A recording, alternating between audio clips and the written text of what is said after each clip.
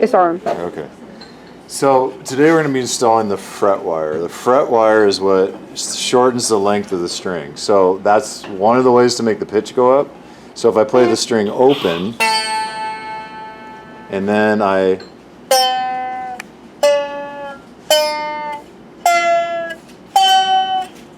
so as it goes shorter, the pitch goes up. So that's how we make different notes. And so this fret wire, it sticks up out of the wood. So that means there's a part that goes down in the wood, and then there's a part that sticks out. If you looked at the cross section of fret wire, it looks kind of like a mushroom. If you just looked at the end and you sliced it off and zoomed in on it. So the round part that sticks up on top, that's called the crown. And the part that goes down in the wood is called the tang. And I don't know if you can see, do you see the little barbs on the side of the tang? The barbs are supposed to grab the sides of that fret slot so the frets don't pop out. So I don't know if you can you zoom in on that? So Yeah, I'm doing it right now. So there's this narrow part that goes down in the slot, and then the barbs are supposed to hold it in there. So it's really important that you're very careful with cutting your fret slots, because if they're sloppy, this isn't going to work. Your frets will just fall out. So you have to really take your time and concentrate on holding the saw straight up and down. And when you pull it, this is a pull saw, because if you try to push it, it's just like a wet noodle. You can't push this. The teeth are designed to pull towards you. And you can also see the teeth aren't very big on this. The tang is around 1 millimeter tall, and the teeth are probably a little over 1 millimeter. So what we want to do is we want to cut down into the slot past the laser mark, but as soon as the teeth are buried in the wood, we stop. Okay, that's as deep as we need to go. So these three I've already cut. Now, watch how I do this.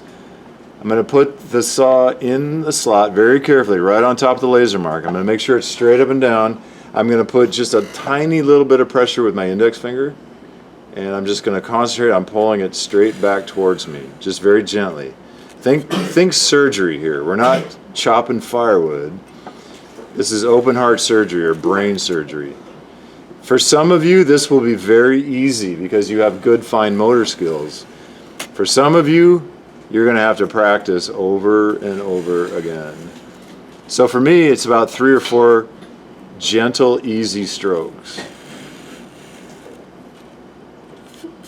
And I can see that the teeth, can you see that? The teeth are just about buried in the wood. You got that on camera? Yeah. Okay. So I don't know if you guys can see under the dock camera, but I've just about got the teeth all the way down in the wood, and that's deep enough. You could get the teeth all the way in, but you don't really have to.